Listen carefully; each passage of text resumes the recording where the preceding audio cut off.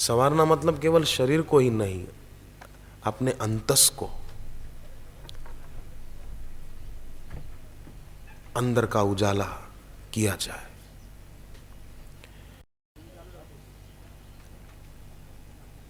दिवाली पर लोग बाहर उजाले करते हैं, परंतु भीतर उजाला कौन करेगा? जो सत्संग में पहुंचते हैं, गुरु कृपा से, गुरु वचनों से उनके भीतर उजाला हो जाता है। कोई लेखक हो, लेखक, उसको किताब लिखनी हो कोई, तो आप बताइए, क्या लेखक कागज और कलम के अभाव में पुस्तक नहीं लिख पाएगा क्या? कोई लेखक ऐसा बोल सकता है मेरे पास कागज नहीं थे और पेन नहीं थी इसलिए मैंने किताब नहीं लिखी? अब कागज और पेन ये लेख लिखने के लिए जरूरी है, पर ये गौण है, गौण। मुख्य विशेषता इसमें लेखक की है, लेखक चाहिए। लेखक कुशल होगा तो कागज कलम ये तो अपने आप इसका बंदोबस्त हो ही जाएगा, उसका काम रुका नहीं रहेगा।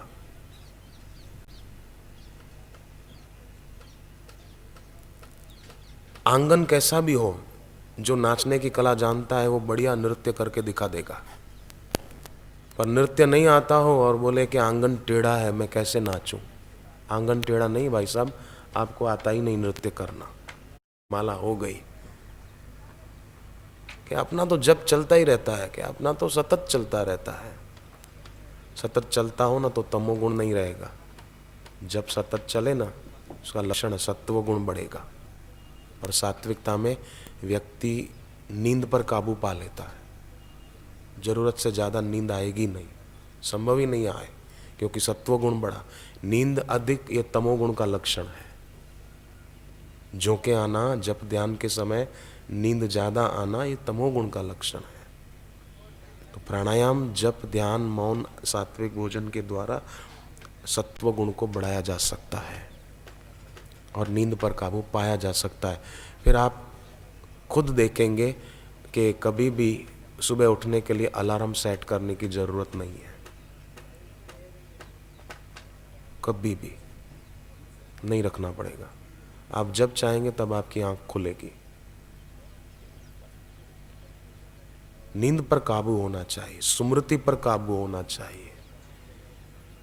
ठीक, व्यवहार में जो रहते हैं, घर गृहस्थी में रहते हैं, काम धंधा करते हैं, तो उनको कई बातें याद रखनी पड़ती है, कईयों के फ़ोन नंबर याद रखने पड़ते हैं, पर ऐसा नहीं कि जब ध्यान करने बैठे तब भी वही बातें दिमाग में घूम रही है, तो समझो स्मृति पर काबू नहीं है। जब चाहे तब उठ नहीं पाते तो समझो नींद पर काबू नहीं है।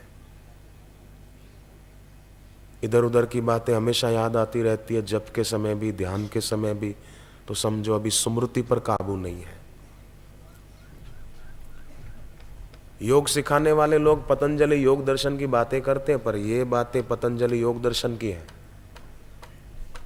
कि इन 5 पर काबू होना चाहिए, स्मृति पर काबू। हम जब चाहें तभी वो बात याद है, ऐसा नहीं सारा दिन वही बातें दिमाग में घूमती रहे। जप के समय जप। अगस्त ऋषि ने राम जी को पूछा कि हनुमान जी चाहते तो वाली को मार सकते थे, सुग्रीव के साथ रहे, फिर भी हनुमान जी ने वाली को क्यों नहीं मारा? इतने बलवान थे, अतुलित बल धामम। हनुमान जी चाहते तो रावण को भी मार सकते थे, तो क्यों नहीं मारा? राम जी ने कहा कि हनुमान जी को अपना बल भूला रहता था और अपने स्वामी का बल याद रहता था। हनुमान जी रुद्रा अवतार थे, राम जी की सेवा के लिए ही आए थे। और देखा जाए तो वाली भी इंद्र के अंश से जन्मा था, तो वो भी देवता था, परंतु उसको अभिमान आ गया था कि मैं कुछ हूं। तो जहां जीवन में अहम आता है वहां व्यक्ति का विनाश होता है। पर साधक की अहमता और विषमता नष्ट होती जाती है। क्यों?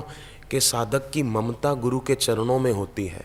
ममता वस्तु व्यक्ति में न होने से, गुरु के चरणों में होने से जीवन में समता आ जाती है, सेवा और साधना की क्षमता आ जाती है, और अहमता और विषमता वो नष्ट हो जाती है। गुरु में ममता होगी, समता अपने आप आएगी, साधना की क्षमता विकसित होगी, विषमता नष्ट हो जाएगी। अपने को विशिष्ट कहलाने की या मानने की इच्छा न रखें, शिष्ट बने, इष्ट मजबूत हो जाएगा।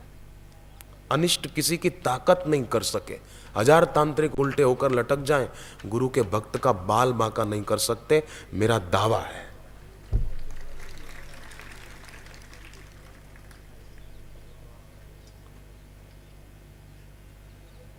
भक्ति को, उपासना को, गुरु चरणों की प्रीति को साधारण मत समझना, उसकी बड़ी भारी महिमा है। तो पतंजलि योग दर्शन में ये सब बातें आती है। हनुमान जी की तरह लोग क्या करते हैं, जिसको भूलना चाहिए उसको याद रखते हैं, और जिसकी याद आनी चाहिए, रहनी चाहिए, उसकी याद रहती नहीं, फिर फरियाद करते हैं कि हमारा मन नहीं लगता। मन लगाने की बात मत सोचो, मन का राग मिटाने की बात सोचो। मन का राग मिट जाएगा वस्तु व्यक्ति का, तो अपने आप मन स्थिर हो जाएगा। राग है तो चंचलता है, राग नहीं तो चंचलता भी नहीं।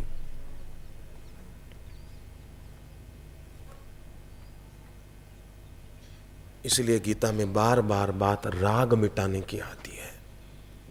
वीतराग भय क्रोध ये आता है। राग द्वेष के वश न हो, एक कई जगह गीता जी में बात आती है।